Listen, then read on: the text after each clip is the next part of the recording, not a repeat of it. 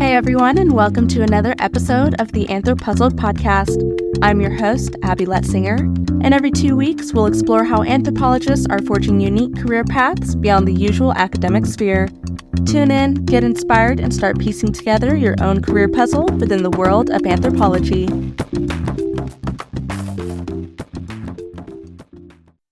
On today's episode, we have Mujtaba Hameed, who is an associate director at the technology consultancy Stripe Partners. He graduated from University College London with a master's in social anthropology and from the University of Oxford with a bachelor's in archaeology and anthropology. As an applied anthropologist, he specializes in conducting ethnography and user research, translating those insights into strategic recommendations for clients in the tech industry. He's worked with companies such as Apple, Google, and Instagram, among many more, and has conducted research from LA to Tokyo and all points in between. How are you doing today? I'm doing good. It's been a bit of a long week because I was actually away last week on a meditation retreat and then come back and it's all piled up. All the work is piled up and then you gotta just catch up like crazy. But yeah, I've been good. Good to talk to you. That's good. Well, so can you tell us a little bit about the work that you do at Stripe Partners? Yeah, absolutely. So we are a boutique consultancy and, that means we're not that many people. We're about sort of coming up to 50 or so, mainly based in London, but we have a little sprinkling of people across Europe as well. And the work we mainly do involves three main things. The work we do, it's all about using different methods of getting insights and translating those insights into something that our clients can use. So whether that's helping them with a product strategy or helping them with figuring out ways of exploring brand new innovation opportunities. It all comes from this solid foundation in insight. So that's where the anthropology comes in. We were founded by an anthropologist, Simon Roberts, among some of the co-founders. And that sort of main part of our business is all about using social sciences to understand people. And of late, we've been adding more strings to our bow, so to speak. We've got a really strong data science team as well and a design team as well. And the idea for us now, or the ambition for us, that's quite cool, is to try and bring all these different disciplines together in a way that kind of gives clients a really interesting full picture of whatever they want to know. And it's normally to do with their customers. So we work mainly in the tech industry. In the tech world, they don't say customer, they say user, which is a kind of a loaded term. If you spend any time on LinkedIn, you'll find just constant think pieces back and forth being like, rethinking the word user. Do we need this? Is this holding us back? And then people going back and forth. But yeah, mainly helping people understand their users and what to do next. So kind of what does your day-to-day look like? Well, okay, I'm going to give you an annoying answer. You've heard a million times, which is that really no 2 days are the same. I think this is especially true when it comes to consultants, firstly, because our work is so project-based and often you don't work with the same client over and over again and rarely consecutively. You tend to get moved around in different projects, which is actually a big part of the job that's appealing to me. It's fun. It keeps you on your toes. But I guess a typical day, it depends on the phase of the project. So what we normally do is we kick things off at the beginning of a project with what we call like a framing section, which is when we're trying to understand the client's problem really well. And then this involves doing a bunch of different things, doing a lot of what we call stakeholder interviews, where you just talk to a lot of people who have some skin in the game. They have some interest in the question that you're trying to ask. And doing our best to really learn about the company and coming up to terms with all the existing work they've already got, doing our homework a lot. So those parts of the project tend to involve a lot of reading, a lot of just quite dense interviews with people who might speak a language you're not familiar with, which I think is classic anthropology, right? In lesson 1 of anthropology is try and learn the language of your interlocutors. And when you're talking to engineers about how they build wearable tech and then they just get super technical and you're like, okay, well, slow down. What are all those acronyms? I have no idea what you just said. You'll also be designing the actual research activities you'll be doing. So discussion guides, diary studies, whatever method you're using, you'll be creating those assets for that, as well as recruiting people to talk to, which is a really, really big part of the job, which we normally use partners to help that. And we have fieldwork managers, but still as a consultant, you'd be, especially if you're running the project, you'd be involved in that as well, making sure that everyone that we've got lined up is going to be helpful to us when we're trying to answer this question. So the frame part of the project is mainly about that kind of thing. And then you get into what we call the explore phase. So the explore phase is when you're going to be actually conducting research. So yeah, then the explore phase, that's where things get really interesting, I think, because depending on how lucky you are and what the methodology is, you can get to do quite cool stuff. This is where the travel comes in quite often. So traditional strategy consultancies, like your McKinsey's or Bain's or, the big ones, the very suited and booted ones. For those, the main kind of travel people do is that they travel, I think, 4 days a week. They'll be on client site, right? They'll be in some kind of business park and they'll just be in an office and they'll be staying in like a Days Inn or something for that week. And then they'll come home to their home city on the weekend, just exhausted and hating life. So luckily we don't do that. We're based in London, but most of our clients are on the West Coast, actually, in Silicon Valley. So we were always a remote first company. And what that means is when we get to travel, it's often to do customer research, user research. And that's when you get to go and meet people, experience the world through their eyes, and done all kinds of cool stuff in this area.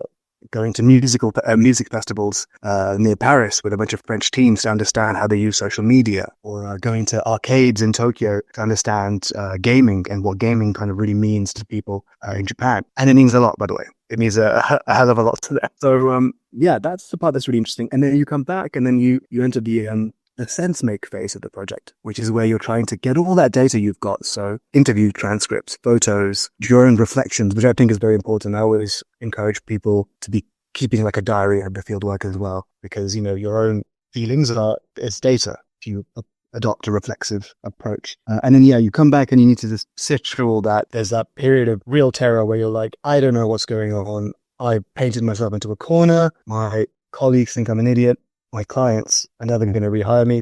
I should just have become a doctor like my dad wanted. But persevere, push through, and there's always what's cheesily termed an aha moment, right? You get some kind of interesting insight, or you create a framework from what you've learned that brings everything together wonderfully, and you enter the final part of the project, which is what we call activate. And that is when you're creating that final thing, the deliverable that the client wants. So whether that's a report or a workshop, or videos, whatever it might be, whatever's most useful for them in what they need to do. Because I think ultimately that's what the job of a consultant is, in my opinion, which actually, it's not to be the cleverest person. It's not to always find the right answer even. That's important, but that's subordinate to the higher goal, and that's to literally help your client in their career. So it's about helping your client get ahead. They're happy, you're happy, and we'll have a wonderful relationship. Have you had a favorite location that you've done research at so far? It's a great question. I think it's a toss-up, really. I was in Shanghai earlier this year, and that was really wonderful because while you do research in China, sometimes it's kind of hard to do, and not that many of the sort of tech companies in the West are as able to get into China as the Chinese tech companies are able to get into the US. So it was a rare opportunity to do in-person research in Shanghai, and it was fascinating. And there were just some of these little feelings of I guess, not otherness. What am I trying to say? There was these little indicators that sort of showed just how fast China has been progressing. It really is a miracle. I was last in China when I was like 16 or 17, and 20 years later, it's completely different. And feels like technology has been moving faster than sort of culture has, in a really fascinating way. So the interesting thing about China from a technology perspective is that it's all top down. The government can just make a decision that, hey, we want this to be the case, and then it will have to be the case. So the example I'm going to talk about is with electric cars, right? So at some point China decided that they wanted to be the number one market for EVs in the world. And so they put a bunch of tariffs. They kind of top down said, okay, everyone, we're getting electric cars now. And what this meant was that you'd be crossing a busy road in Shanghai and the cars would all be like eerily silent, but they'd still be driven in this kind of hilarious, reckless, quasi Mario Kart kind of way that you'd expect from a classic like Asian metropolis. Like it's like a Bangkok or a Delhi. People just like, the cab drivers are these like old uncles, who are just constantly smoking whilst driving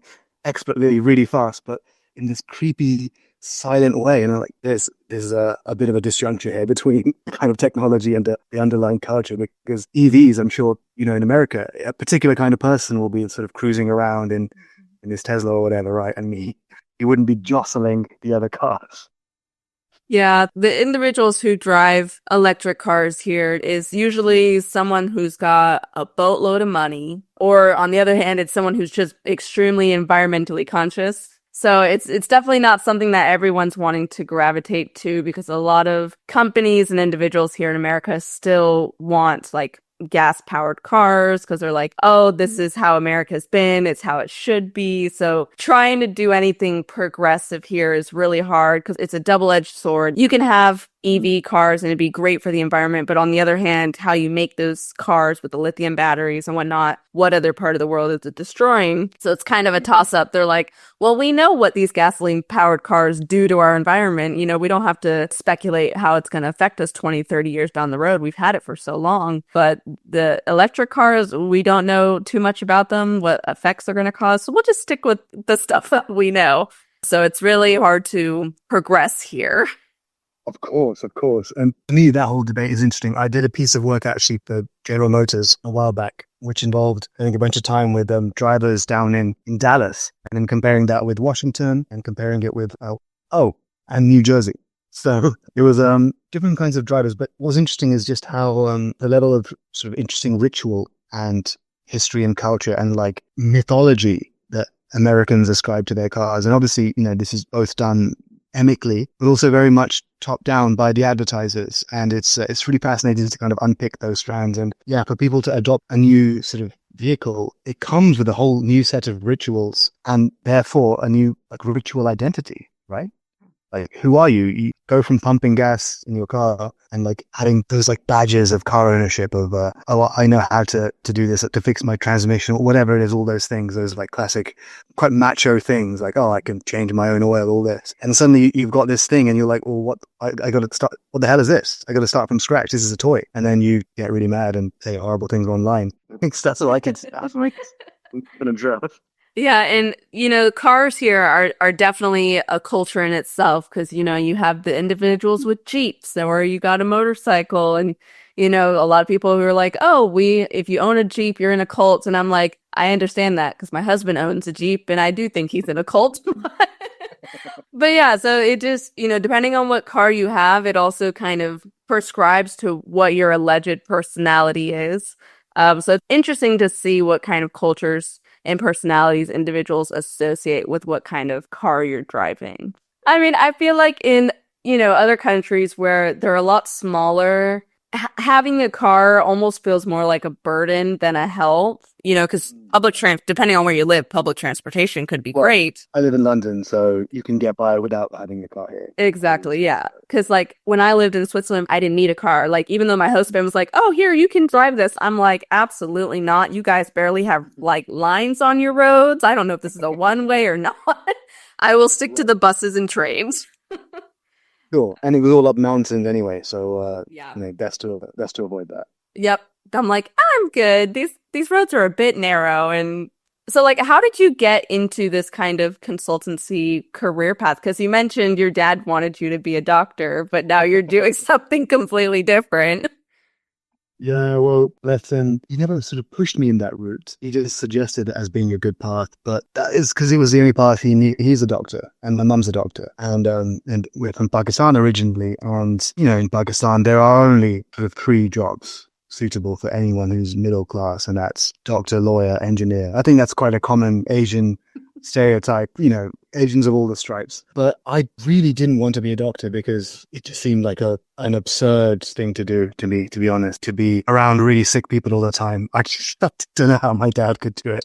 I mean, credit to him, but that just terrified me. And I really enjoyed the sort of science subjects at school, but I also really enjoyed the arts. And I really wanted an American style liberal education where you can, you know, pick courses and stuff. But in the UK, you need to be a bit more, you have to choose things a bit earlier on. So when you're 16, 17, you do your A levels. Well, that's when you choose them. 17, 18, you do them. And then you sort of narrow down all the different subjects you can do from like sort of 11 or so down to 3 or 4. or 5 in my case. And then, yeah, how does a 16-year-old, well, I mean, there are some who are very blessed to be able to be, very focused on one thing, but, how can you imagine, I mean, how do you know who you even are at that time? So I suppose I was attracted to this course at Oxford, archaeology and anthropology, because it seemed very broad, ostensibly you're studying the whole of sort of human history and culture, potentially. So I'm like, yeah, I guess that's broad enough for me. Maybe I'll check that out and I can figure out what I want to do later. And I wanted to go to Oxford in particular because a bunch of my sort of favorite writers and everyone had gone there, and it just seemed really nice. And I applied there for an interview. I applied there. They invite you for an interview, and then you kind of go along and you stay the night there. And in this like wonderful old building and everything. And it's very Harry Potter, actually. It's extremely Harry Potter coded. I'm pretty sure Harry Potter was filmed up. And that was a big part of it because obviously I loved Harry Potter as a kid. And I'm like, you know what? Let's just go here and just study something vaguely good, and then something good will happen. So it really wasn't anything more thought through than that. But then when I got there, I really took to the subject and I really fell in love with it because I think growing up as a child of immigrant parents, you always have access to another world. And every summer growing up, we would take the entire summer holiday. So that's sort of 8-10 weeks, so, a good chunk of time.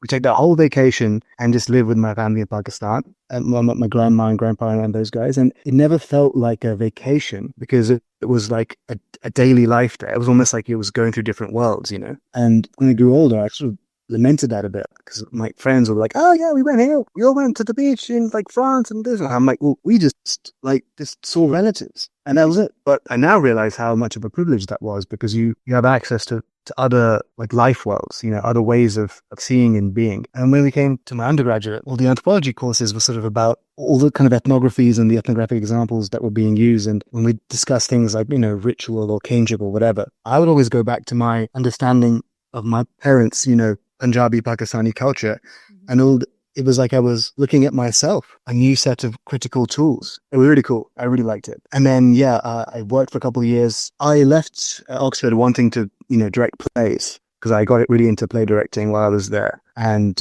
make movies and things. But I just completely couldn't get it done. I just wasted so much time just putting on terrible little plays and performing poetry and stuff in London. Absolutely broke. I'm now going to have to get a real job instead of just saying I'm an artist, which is a huge drag. So I just approached a bunch of my mates and I was like, look, I don't know what to do. I had no idea. You guys have all started sort of careers now. Is it too late for me? I'm 23. It's too late, isn't it? And they were like, it is almost too late. But a couple of them independently suggested this field called innovation consulting, which I'd never heard of. I still don't really know what it is, even though I've been doing it for 10 years. But I ended up talking to this like specialist recruiter who was all about this kind of area of work, which is like design research, brand strategy, innovation, and marketing, that kind of thing. But his clients were all these little agencies and consultancies. So I got an internship through them and just kept following the bits of the job I was good at. That was, I think, the best advice I ever got, which was do what you're good at. And my very first job, it involved some qualitative research, focus groups and interviews and that kind of thing. More on the marketing side, less what I would call ethnographic. But I just really loved it. I loved talking to people and I was immediately confident with it. And I also liked the fact that I got to travel. And obviously now I travel to much cooler places, but back then I remember I was doing a project for this water company called Welsh Water. And I was born in a little tiny, kind of dilapidated, and I guess you could call it like a rust belt, like the rust belt of England, well, of Britain, akin to that kind of a town, which I have no memories of because my dad was just like a junior doctor moving around. But it's on my passport. It's a place called Pontypridd, which, it's very funny. And I had to go there to do these focus groups with these people about their water usage. And it was like, wow, oh my God, I'm going back to the land of my birth. Like, I don't know. Something about the kind of work I was doing really kind of struck a chord with me. And I just kept kind of going for new jobs where I would have to do more of those bits. And now I'm at Stripe Partners where we sort of really specialize in those bits. I really feel very much at home here. And something to do with the fact that we work mainly with tech clients as well. That's, again, super interesting because technology enables so much social interaction and sort of rewrites a bunch of rules and has this opportunity for creating new ways of being and relating to each other. This is really fascinating. I can nerd out about it for ages. So, do you ever feel like you need to go get like technology certifications working for the tech industry? Oh my gosh. Yes. Every single Monday, before the weekly kind of stand up, I'm just like making coffee. I'm like, the thing is, I think with technology and sort of studying its effect on people, you can be like almost method agnostic. I think the hard skills aren't as important as the approach you take to the question that you're trying to answer. So once that philosophy behind it makes sense and you have the right kind of principles in place, you can learn on the go. You can teach yourself to use a new tool. It's fairly easy. Or if you're lucky, you get promoted to the point where you can just tell other people what to do. I'm not there yet. So, like, with you having an anthropology degree, I feel like it would make consulting so much easier because you've kind of already learned about people, and now you're trying to apply what you've learned about people to make this project kind of like come together. So do you feel like for individuals who are maybe wanting to get into your field, do you think like some form of anthropology classes or degrees would be beneficial to them?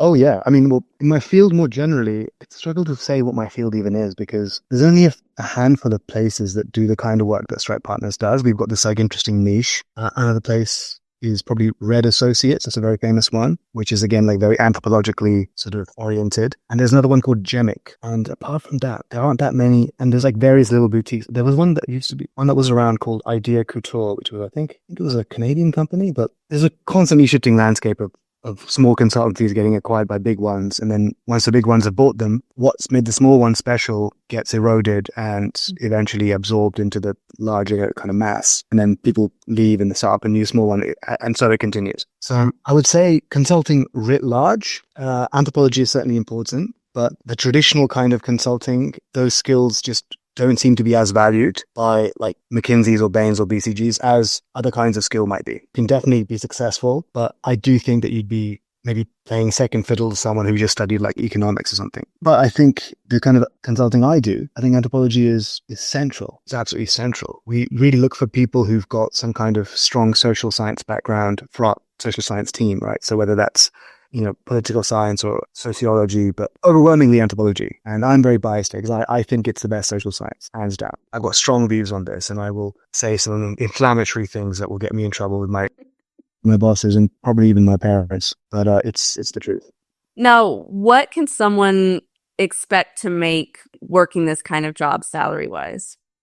Right. Well, I can only give you, I guess, a perspective from the UK. So, Right. and also from London. So, I mean, generally, the salaries would start off, I think, pretty low, all things considered. It's been a while since I was a graduate. I'm not sure exactly what the graduates get paid at Stripe Partners, but generally, I think in this field, you'd probably be starting around £30,000 a year. And as you rise, the jumps go up pretty quickly. You'll make some pretty big jumps. And then I think once you become a partner, you can earn quite a lot. But really, the interesting thing about consulting is that it's all about the quality of relationships you have. So when you're like a consultant with sort of who has their own client relationships and has good standing in the field and, people know you, that they know your work, you have a good reputation, you can charge more and you can sort of keep on charging more. There's theoretically no real upper limit. It's about the available budgets of the people who trust you. And it's about there's a good book on this actually. It's called The Trusted Advisor, a guy called David Maister, I think. And I think that's kind of the end game of someone who works in client services he describes a kind of relationship that you want to achieve. And that's that of a trusted advisor, someone who has really invested in this relationship with someone and plays a very important role in their life, in the way they run their business. So if you're a trusted advisor to enough people, you're laughing, but it's very hard to get there. So I don't think it's a career for people who want to sort of get rich. I certainly don't think Stripe Partners is the kind of place for that. Not that we don't pay well, but no one here is really very kind of money-minded, I suppose. There's a particular kind of corporate culture, which is like about maximizing your kind of, employability, market value, that kind of thing. It's about trading up and trading up. At Stripe Partners, it's kind of amazing because it's a very collegiate atmosphere and people here just really love doing the work. And everyone, I'm sure everywhere says this, but from what I've seen, it's very much the case. And I think that the kind of biggest indicator of that is that the most sort of senior partners here will still be coming along and doing interviews and helping with the recruitment and kind of getting into the weeds of things, which you totally wouldn't do at one of these more hierarchical corporate places where there's almost a sense of like ego that, or pride that, well, I'm now at the level, my salary's at this level where I don't have to do a discussion guide anymore. I don't have to take notes in the meeting. Whereas we're really not like this. Maybe we should be. Maybe we're being just a bunch of wimps and dweebs. Maybe we need to change up. But no, this is a really lovely bunch of people. Yeah, I feel very, very lucky to have found them. And I think that's a lot of what other individuals who I've interviewed have said is, as anthropologists or most social sciences, it's not so much about the money that you're making. It's more of the work that you're doing and contributing and making the world better and all that kind of stuff. But also having great coworkers helps, because it's really hard to work in a place that you love when you hate everyone you work with. Yeah, definitely. I think that it's especially true of our work because, theoretically, you can be an individual contributor at a big tech company. So most tech companies, as you kind of progress up them, you can go down a number of paths, and then there's like a management track path, and there's what's called the individual contributor path. And theoretically, if you are a very kind of skillful individual contributor, you could probably spend a lot of time by yourself. Obviously, all your work will involve other people to some level because you're going to be doing stuff for other people, but you might be able to avoid maybe too much. Whereas if you're managing people, that's part of the job. Now, if you can really love your craft as like a coder or whatever, maybe you can get away with that. But really, the kind of consulting we do, it's all so collaborative that there's no way to love your craft without also really getting on with everyone you work with. It's actually impossible. And actually, maybe I can use it as a little springboard to talk a bit about a difference between the more academic side of things and applied anthropology, which is just how collaborative it all is here. The idea of just one person being an expert in like one particular kind of culture or tribe or whatever it is, it wouldn't fly in the world of consulting because, like I said, you change projects and clients all the time. So you need to be a bit more of a generalist, and everything you do is together. And then there's this wonderful moment at the beginning of a project where you're kind of people you haven't worked with before, you're sort of getting a sense for what they're good at. And if you're a project lead, you need to be able to really play to the strengths of your team really quickly. And then you find this wonderful way of sharing the load together and working with each other's strengths. And it's the best. I love it. The analysis part of a project, I was talking about those dark moments where you realize, oh my gosh, I don't know what's going on. You're never in those dark moments alone. Everyone is kind of huddled in that analysis room, staring blankly at the post-it notes together. So there's a camaraderie, So what is it that you just absolutely love about your job in the industry that you work in? Because you've kind of touched on it a little bit. Yeah, it's a good one. So we can go kind of broad and go narrow. So broadly, in terms of the kind of industry and the kind of work that it is, most of my clients are user researchers or product managers, but a lot of them are user researchers for big tech companies. And what they need to ultimately do is get to know their users and understand the pain points of their users. And what this means is you spend time with them, you understand them, you get a sense of the experience they're having with a product, or be it an app or a physical object like a laptop or whatever it is that they're using. You see them in their context. You see the inside of their home. You get this privileged access, and you're good. You get them to open up very candidly about their pain points. And actually, I think this is it's a term that it's almost it's almost like jargon at times, corporate jargon, like, what are the pain points? Let's tie these pain points to these product opportunities or whatever. But really, if you go a step deeper, pain points, it's just people share bad aspects of their life, It's like they're being very vulnerable, and you need to sort of respect that, and you need to make sure that you advocate for them, advocate for the users. You try and make sure that they're taken seriously. And I think this is really important, and it's a great privilege to be able to be put in those positions. And it can be frustrating at times when what you learn about people often isn't put into place. Like with a consultant, you don't have that much influence really. And especially, I think, the tech industry, there's this worrying trend of these recent cuts. A lot of the people being cut, the more human-minded of them, it's the researchers and the managers. And then what this means is that the people who advocate for the users are able to be heard. So I see it as my job to really help my client, but also really advocate for the user at the end of the day. And then in doing that, you end up sort of seeing parts of people's lives that other people would never see, or parts of a world. So let me give you an example. I was in Japan earlier this year, and I was talking to one guy. He was in his late 30s. He works during the week, Monday to Friday in Tokyo. And then he's a professor. And then he goes to his family home in the countryside where his wife and son are. And, he's been doing that for many, many years now. And he's kind of like cut off from them, and he uses video games sometimes to play with his son and his wife as well, and kind of socialize around that, which I think is really interesting. And we wanted to see his home, his weekday home. And then we went and saw this like tiny little box apartment. And he said that he'd never had anyone there. His own parents had never been there. And it was a tremendously intimate experience. And the same thing happened a few times when we were in Tokyo, because it isn't that common, I guess, because of the living arrangements, for people to host at home. That's why I guess there's such a thriving restaurant scene, and there's restaurants of all different price points, is because you're expected to maybe entertain people in more of a third space setting. But I realized, like, without this job, I would never have been able to experience that. I would not that kind of thirst and curiosity that I think we all have who've studied anthropology, or at least who've taken a liking to anthropology, right? That's what gets us in here. That's what we're just nosy. We're just nosy. So this is able to satisfy your curiosity or experiences in a way that I think few other paths can, honestly. Yeah. So for someone who's interested into getting into what you do, what's the biggest piece of advice you'd offer them?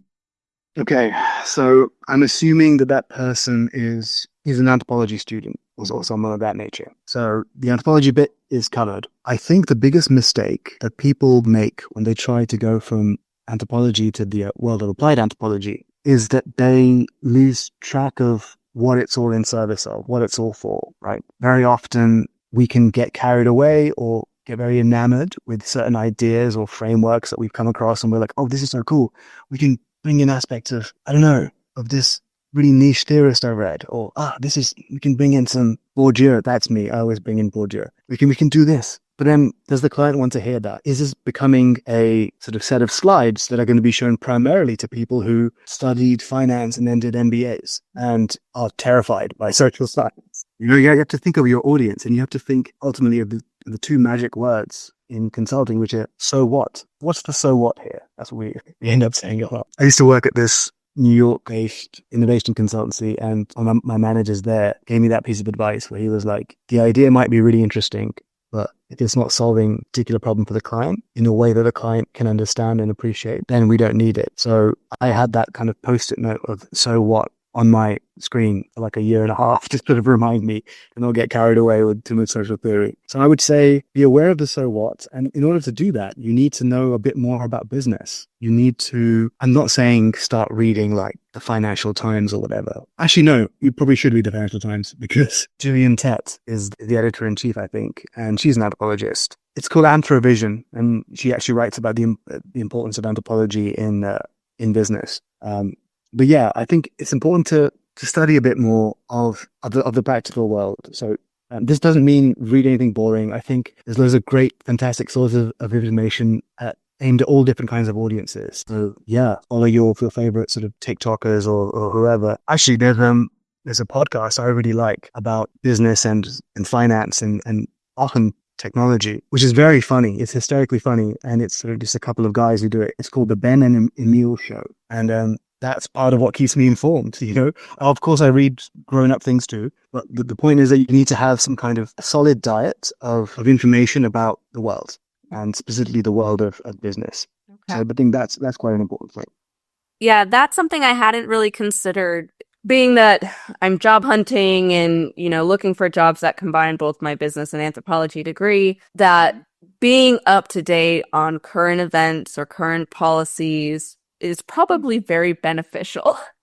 So that, when somebody is asking you these questions, you're not like, give me 2 to 3 business days so I can go look this up, instead of being like, oh, I read something about this the other day, So I think that's a very good piece of advice. I think for anybody who's wanting to get into any field, it's hard to do anything if you don't know what is going on in the world. Yeah, and you don't have to know it all. It's not like you'll be tested on it, but it's more about being aware of the conversation, even if it's very broadly. I mean, the same is true for politics. Certainly, you don't need to know every little kind of machination of what's happening, or what all the little sort of mini elections are doing in kind of the lead up to the big one. You don't need to know every single poll inside and out, but you need to know who's running. Mm-hmm. Very much so. Very important. So what changes do you wish to see in the industry, consultant industry that you work in? Well, I think firstly, the tech industry needs to stop firing really good people in the user research kind of profession. I think that's a real oversight. It's been happening a lot. There's been a lot of job cuts, and I've seen a lot of very, very smart people being let go. And I think it's going to come round. It's going to come round and bite people in the ass. It'll be terrible. I guess it's to that point I'm saying earlier about advocating for users. But if you don't advocate for users, you end up with what's happening all over the tech industry, which is this process of initiatification. Are you familiar with this term? Mm-mm.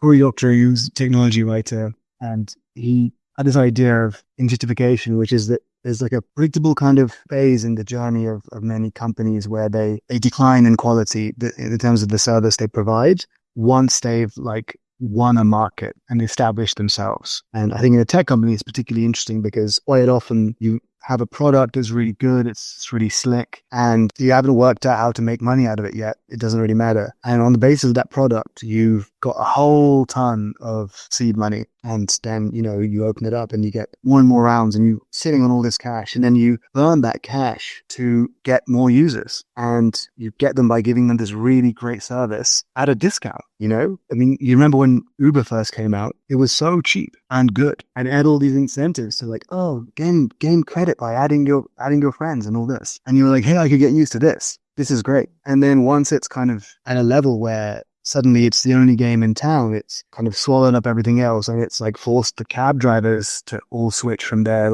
regular cabs to your thing. Then they can be okay, let's make some money. Let's make it terrible for people.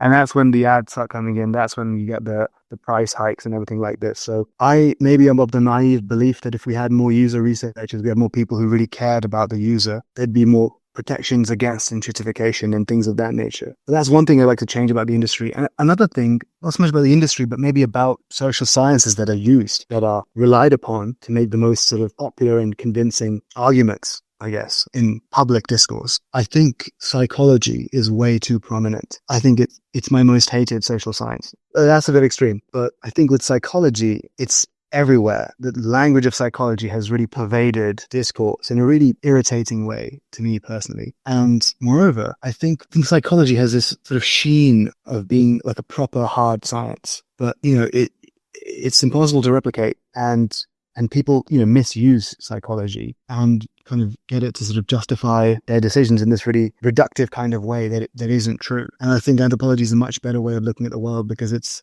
never about just one person in a lab pressing a button. It's about networks of people. It's about societies. It's about cultures. And one person is always one of many. And also I think anthropology is a very beautifully reflexive discipline. I mean, you know this, the first anthropology course you take, the first kind of 5 or 6 weeks of that is going to be, what is anthropology? Is this even needed? How do we atone for our colonial past? All of this stuff. Psychology isn't doing this. It's not to my knowledge. Well, I mean, anthropology, I feel like it's not just about one thing, where psychology is just about human behaviors, whereas anthropology is, it entails human behaviors, but based on their culture or their language or their food or the people or their past, so it encompasses a lot more. And I feel like you can get more based on what you gather in anthropology. Just sort of to jump on what you were saying about it, the breadth of anthropology. One of my favorite books, which I always recommend to people who, want to know what it is that I do, is Anthropology, Why It Matters by Tim Ingold. I'm a huge fan of Tim Ingold. I love him. I think he's a fantastic writer. And he has a couple of cool things that he says in that book. I mean, firstly, one of his definitions of anthropology is the idea that anthropology it's like philosophy. It is philosophy, but with the people left in. And he makes this distinction where, philosophers tend to be reclusive and they kind of work it all out in their head. In anthropology, you gain an understanding through interaction with people and through sort of working alongside them. And then he really makes this interesting distinction between knowledge and wisdom. And he talks about how, in his view, really good anthropology is that which doesn't seek to necessarily extract knowledge or insights from people, but rather works alongside them and gains a shared understanding through just that process. It's like an ongoing dialogue. It's putting two ontologies into dialogue with each other. And he goes, this is the realm of wisdom. It's not about having certainty that, oh, this is the way the world is. It's more about knowing where the uncertainties are, and being able to account for that ambiguity. And that really kind of always stuck a chord. And I always feel like I understand it differently whenever I go back to it and reread it. But I think to me, that's something that would be cool to work for towards the future, because for better or for worse, still the world of consulting and user research is more on the extractive side. Like, we pay people very well actually to do our interviews and talk about themselves and, spend time with them. But still, maybe there's an even better way we could be doing it. And the cool thing about, the work I'm doing and with my colleagues is that we haven't figured it out. We're constantly updating and changing and refining the way we do things. And I think it's a fantastic time for young people who study anthropology to start thinking about how to apply it. And just in that process, you'll be really rich for everyone. I mean, I think it's what you've done by coming up with this podcast and figuring out like the best application in the short term, at least for your experience and your skills. I think it's fantastic. Thank you. I appreciate it. Well, my final question for you is, where can listeners learn more about you and the work that you do? Sure. Well, firstly, definitely subscribe to the Stripe Partners newsletter, which is called Frames. So it's at stripepartners.substack.com.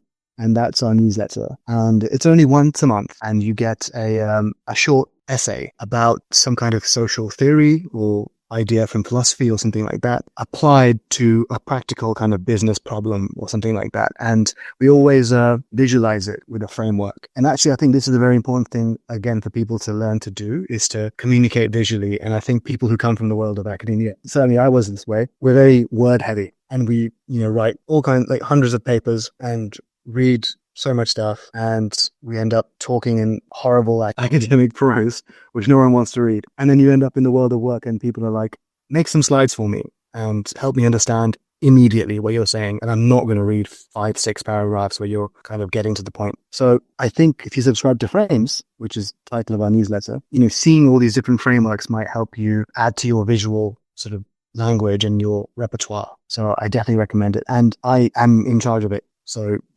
selfishly, if other people listen and join, then, I look good to my boss. So, that's good. So that is all in place. Please do have me on LinkedIn. I'm always up to talk to people, especially people at the beginning of their career, because I always feel like I would have really benefited from people's advice more than I had. And I'm always keen to help any way I can. And I've got my own newsletter as well, which is very new, and that's Megalith, Megalith, Megalith, at .substack.com. And that's where I talk a bit more in my own voice about all things technology, user research, anthropology. But, it's early days in the newsletter. We could end up somewhere totally different. Well, I had a great time chatting today. Thank you so much for being willing to come on the podcast and talk with me about your job. Not at all. Not at all. I hope it wasn't boring. I think you did great, if it means anything. Thank you, guys. Awesome. Well, I hope you have a great rest of your night, seeing that it is late evening for you over the UK. Thanks very much, Abby. Have a great weekend. And yeah. All right. See ya. Thanks for listening to another episode of AnthroPuzzled. This show was produced by me. A special thanks to Cheyenne Brewer for editing the website, Leah Akers for the incredible logo design, and to Fiona, AnthroPuzzled's newest intern, for editing the episode descriptions. The music is courtesy of Chad Crouch, aka Poddington Bear of Sound and Picture. If you have any questions, you can reach me at abby.letsinger@anthropuzzled.com or as AnthroPuzzled on Facebook, Instagram, Reddit, or YouTube. Until next time.